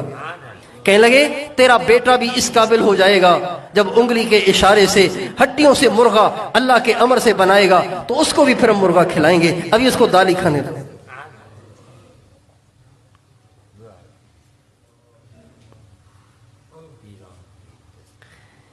एक बहुत बड़े आलिम हैं अबू बकर हम्माद रहमतुल्लाह अलैह, वो कहते हैं कि जो लोग इल्म तो पढ़ते हैं लेकिन अहलुल्लाह की सुहबत इख्तियार नहीं करते ना, तो उनसे इल्म पर अमल ही नहीं होता ही नहीं उनसे अमल। और जो पढ़ते हैं उसमें भी उनको शक्को शुबे पैदा होते रहते हैं, शक्को शुबे पैदा होते रहते हैं। चुनांचे ऐसे ही एक आलिम थे, आलिम तो बड़े चोटी के थे लेकिन अपने ही इल्म के अंदर उनको शुकूक व शुबहात थे। उनको किसी ने बताया कि भाई शेख अब्दुल कादिर जो है ना, ये इतने बड़े अल्लाह वाले हैं, जब इनकी मजलिस में कोई चला जाए ना, इनकी मजलिस में कोई चला जाए तो अगले के दिल में जो बात हो ना वो भी बता देते हैं। कहने लगे देखता हूं कैसे बताते हैं। चुनाचे आके बैठ गए बयान में तो बहुत सारा मजमा था, ये एक तरफ आके बैठ गए, सामने नहीं बैठे, एक तरफ आके बैठ गए। जो ही बयान में एंटर हुए, दाखिल हुए, तो हजरत पीराने पीर रहमतुल्लाह ने फरमाया हमारे अकायद वो होने चाहिए जो सल्फे सालिहीन के थे, हजरात सहाबा किराम के थे।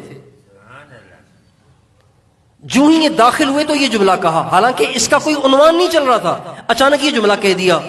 कहने लगे ये क्या कह रहे हैं, ये तो मेरे सवाल का जवाब है, लेकिन ये ऐसे ही कह दिया होगा, इन्होंने इत्तेफाकी कह दिया होगा। कहने लगे जो ही मैंने ये सोचा तो मेरी तरफ देख के फरमाने लगे हमारे अकायद वही होने चाहिए जो सल्फे सालिहीन और सहाबा किराम के थे।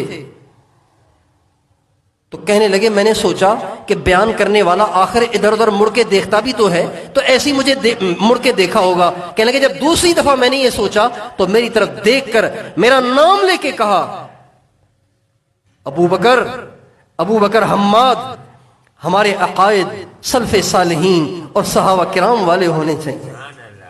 कहते मैं वाकई हैरान रह गया कि ये वाकई इतने बड़े अल्लाह के वली हैं कि दिल के ख्यालात की भी अल्लाह इनको खबर दे देता है। एक बुजुर्ग हैं शेख शिहाबुद्दीन सहरवर्दी रहमतुल्लाह अलैह, हमारे गौसुल हक मखदूम सरवर नूह रहमतुल्लाह अलैह, ये उन्हीं की औलाद में से हैं। शेख शिहाबुद्दीन सहरवर्दी रहमतुल्लाह अलैह, ये सारा हजरत अबू बकर सिद्दीक का सिलसिला है, हजरत अबू बकर सिद्दीक का शजरा है, ये भी उन्हीं की औलाद में से हैं, हमारे वाले हजरत सरवर नूर रहमतुल्लाह अलैह। तो ये औलाद में से हैं शेख शिहाबुद्दीन सहरवर्दी। शेख शिहाबुद्दीन सहरवर्दी जो थे ये मंतिक से बहुत ज्यादा प्यार करते थे। मंतिक एक इल्म है जो मदरसों में पढ़ाया जाता है, उसका मकसद सिर्फ जहन को तेज करना होता है। मंतिक, फलसफा, इल्मुल कलाम, दीन से उसका कोई ताल्लुक नहीं, सिर्फ जहन को तेज करने के लिए होता है। तो कहते हैं कि मुझे इन चीजों से बड़ी दिलचस्पी थी, तो मेरे चचा को किसी ने बताया कि बगदाद के जो शेख अब्दुल कादिर हैं उनसे जाके दुआ कराओ, शायद इस लड़के को अल्लाह कुरान और हदीस का शौक दे दे, इन चीजों का शौक इसके दिल से निकल जाए। कहने लगे मेरे चचा ने मुझे लिया और लेके चले शेख अब्दुल कादिर के पास। जो ही उनके पास गए उनको देखा तो देखते ही फरमाने लगे कुरान और हदीस से दिल लगाओ, किन चक्करों में पड़े हुए हो, कुरान और हदीस से दिल लगाओ, किन चक्करों में पड़े हुए हो। कहने लगे इस जुमले को कहते ही मेरे दिमाग से, मेरे हाफजे से, मेरी मेमोरी से सारी मंतिक और फलसफा साफ हो गया, जैसे मैंने कोई किताब पढ़ी ही नहीं थी, ऐसा साफ हो गया। अल्लाह ताला ने ऐसा उनको साहिब करामत बनाया था, ऐसे वो चोटी के अल्लाह वाले थे। लेकिन आज ان کے صرف تذکرے رہ گئے اور ان کے نام کی رسوم رہ گئیں، ان کی تعلیمات سے بے خبری ہے، ان کی تعلیمات سے آج کی نسل نا آشنا ہے، ہم دیندار بھی ان کی نسل سے نا آشنا ہیں۔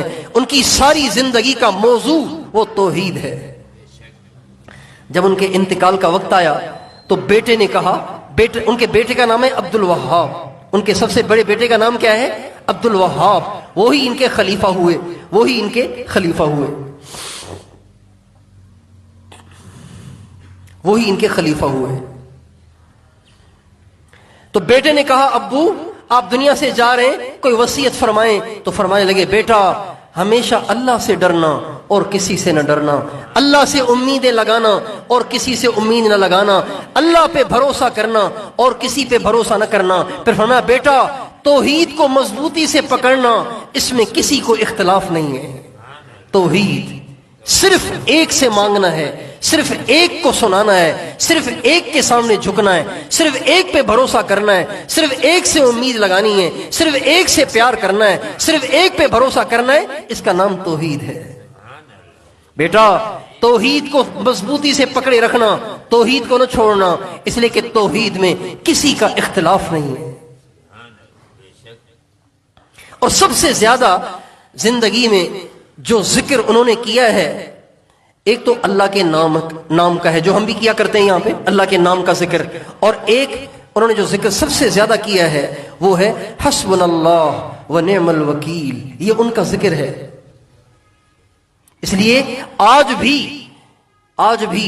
مشائخ جب ان کو ایصال ثواب کرتے ہیں نا، ان کو ایصال ثواب کرتے ہیں تو حسبنا اللہ و نعم الوکیل 500 دفعہ پڑھ کے ان کو ایصال ثواب کرتے ہیں۔ آج بھی ہمارے جو مشائخ ہیں، ہمارے جو بزرگ ہیں جن سے ہمارا تعلق ہوا، وہ روزانہ 500 دفعہ حسبنا اللہ و نعم الوکیل پڑھ کے ان کو ایصال ثواب کرتے ہیں۔ یہ ان کا ختم ہے، اس کو کہتے ہیں ختم غوث اعظم، ختم شیخ عبد القادر جیلانی، حسبنا اللہ و نعم الوکیل۔ اس کا ترجمہ پتہ ہے کیا ہے؟ اللہ کافی ہے اور کسی کی کیا ضرورت ہے۔ حسبنا اللہ، اللہ کافی ہے، و نعم الوکیل، اللہ بڑا اچھا کارساز ہے۔ یہ ان کی تعلیمات ہیں، آج ہم اسے بھول گئے، آج ہم اسے بھول گئے۔ ان کی تعلیمات کیا ہیں؟ انہوں نے امت کو کیا دیا؟ انہوں نے امت کو کیا سبق دیا؟ ان کے سبق کو بھول گئے، بس نام ہی کو لے کے گاتے رہے، تو اس کا کیا فائدہ ہوگا بھائی؟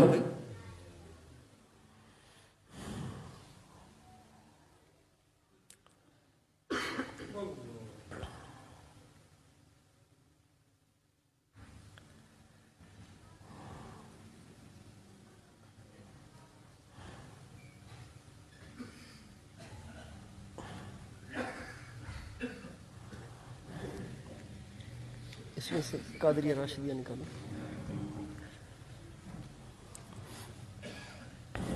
تو بھائیو میں بھی آپ بھی اس کی نیت کریں کہ ان اہل اللہ کے نقش قدم پہ ہمیں چلنا ہے، چلیں گے نا؟ ان کے نقش قدم پہ چلنا ہے۔ بزرگی کا دروازہ بند نہیں ہو گیا، ولایت کا دروازہ بند نہیں ہو گیا، ولایت کا دروازہ آج بھی کھلا ہوا ہے۔ جو اللہ سے چمٹ گئے ولی بن گئے، جنہوں نے گناہوں سے اپنے آپ کو بچا لیا ولی بن گئے، جنہوں نے اللہ پہ بھروسہ کر لیا، اللہ پہ توکل کر لیا، وہ ولی بن گئے۔ آج بھی اس کا دروازہ کھلا ہوا ہے۔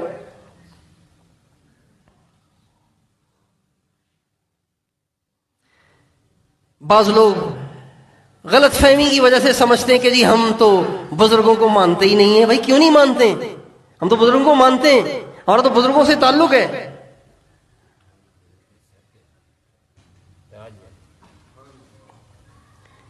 تو میں آپ کو سناتا ہوں کہ حضرت پیران پیر شیخ عبد القادر جیلانی رحمت اللہ علیہ سے ہمارا کیا تعلق ہے، وہ عرض کرتا ہوں۔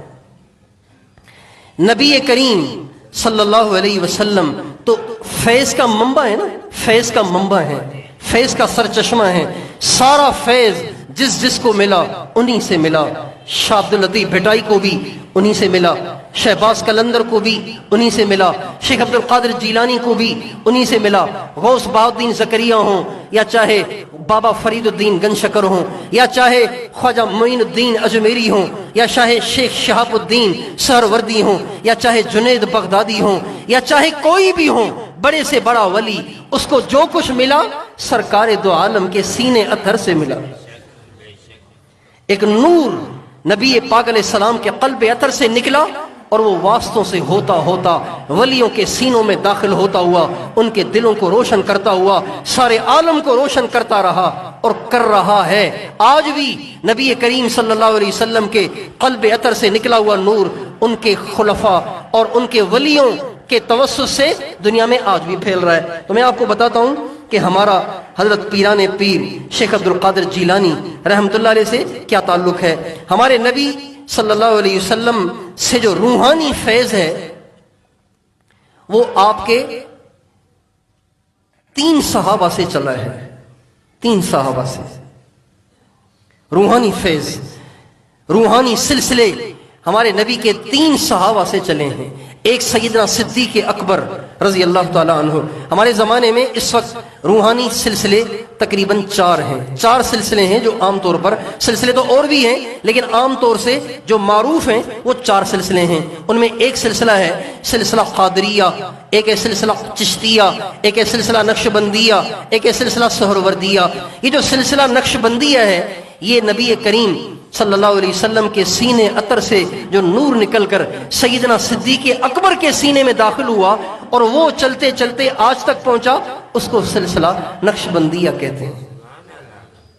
اور نبی کریم صلی اللہ علیہ وسلم کے قلب اطہر سے نور نکل کر جو سیدنا علی المرتضیٰ شیر خدا رضی اللہ عنہ کے قلب اطہر میں داخل ہوا، ان سے آگے منتقل ہوا، اس کو سلسلہ قادریہ کہتے ہیں، سلسلہ چشتیہ کہتے ہیں اور سلسلہ سہروردیہ کہتے ہیں۔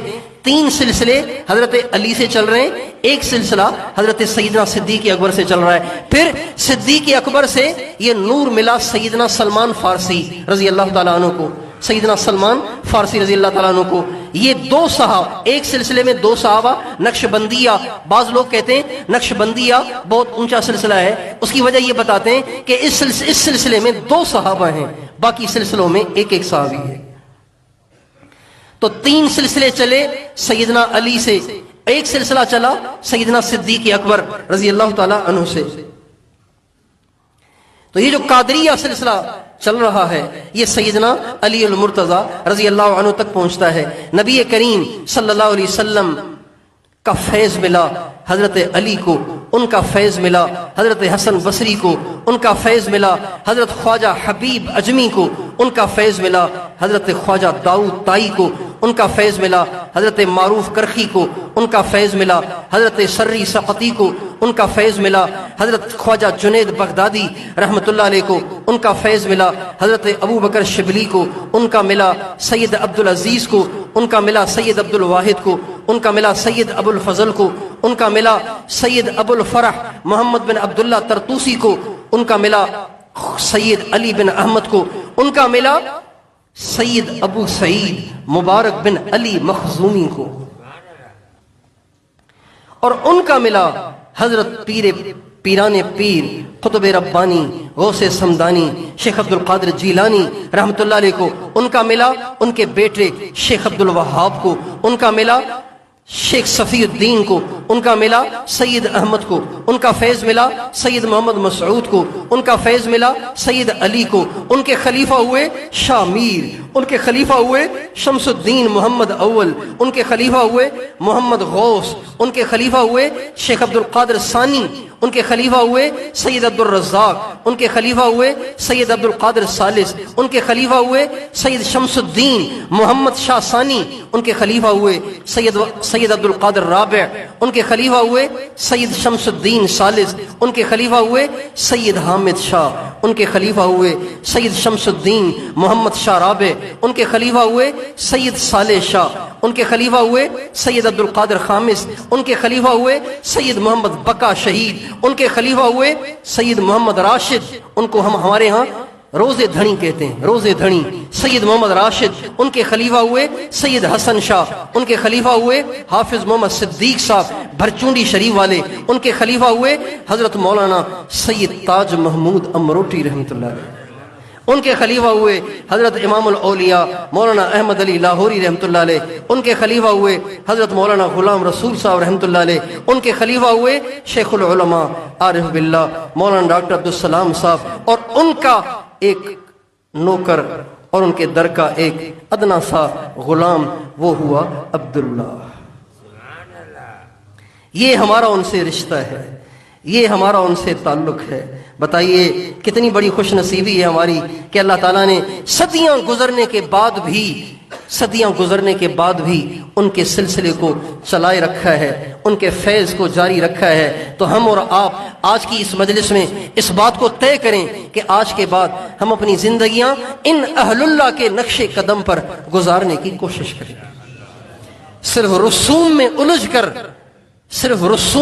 الجھ کر اپنی زندگیاں ضائع نہیں کریں گے، بلکہ دیکھیں گے کہ ان اکابر نے خود کیا کیا ہے، کیا ہمیں تعلیمات دی ہیں، کس چیز کی طرف ہمیں انہوں نے کھینچا ہے، کس چیز میں انہوں نے ہمیں لگایا ہے۔ اس لیے بھائیو، اللہ تعالیٰ نے ان سے دین کا کام لیا۔ وہ فرماتے ہیں اللہ کا شکر ہے، میرا دل تو کرتا تھا کہ جنگل میں چلا جاؤں، لیکن اللہ پاک نے لوگوں کو مجھ سے نفع دینا تھا، چنانچہ 5000 یہودی اور عیسائی اللہ نے میرے ہاتھ پہ مسلمان کیے، اور لاکھوں زانی، شرابی، ڈاکوؤں کو اللہ تعالیٰ نے ان کے ذریعے سے توبہ طائب ہونے کی ہدایت، توبہ طائب ہونے کی توفیق عطا فرمائی، اور ان کے بعد جو ان کے خلفاء ہوئے اب تک تو پتہ نہیں کتنے کروڑوں ان کے ذریعے سے ہدایت یافتہ ہو گئے۔ ہمارے حضرت حاجی عبدالوہاب صاحب وہ بھی قادری ہیں، وہ فرماتے تھے میں قادری ہوں۔ ایک دفعہ حضرت پاک پتن شریف سے حضرت خواجہ فرید الدین گنج شکر رحمۃ اللہ علیہ کے مزار کے گدی نشین ان کے پاس آئے ملنے کے لیے، حضرت حاجی عبدالوہاب صاحب سے ملنے کے لیے۔ تو تعارف کرانے والے نے کہا کہ جی یہ حضرت خواجہ فرید الدین گنج شکر چشتی رحمۃ اللہ علیہ کے آج کل گدی نشین ہیں۔ فرمایا لیکن میں قادری ہوں۔ اب بتائیے عبدالوہاب صاحب کتنے بڑے آدمی، وہ بھی ان کے کھاتے میں اللہ نے کتنا ان سے کام لیا۔ اگر ہم بھی آپ بھی متقی بنیں، پرہیزگار بنیں، اللہ پہ بھروسہ کریں، اللہ سے مانگیں اور برائی سے اپنے آپ کو بچائیں اور اللہ والے کام میں لگے رہیں، اللہ پاک سے تعلق بناتے رہیں، اللہ کے دین کی محنت میں اپنے آپ کو کھپاتے رہیں، اس کے لیے قربانیاں کرتے رہیں، تو اللہ ہمیں بھی کسی کونے کھانچے میں ولیوں کے ساتھ جگہ دے دے گا۔ تو بھائی کیا خیال ہے، آپ بھی تیار ہیں؟ اپنی زندگی کو دین کے مطابق لائیں گے انشاءاللہ اور دین کی محنت کریں گے انشاءاللہ، ساری دنیا میں دین کو پھیلائیں گے کہ نہیں پھیلائیں گے؟ اللہ تعالیٰ مجھے اور آپ کو توفیق عطا فرمائے۔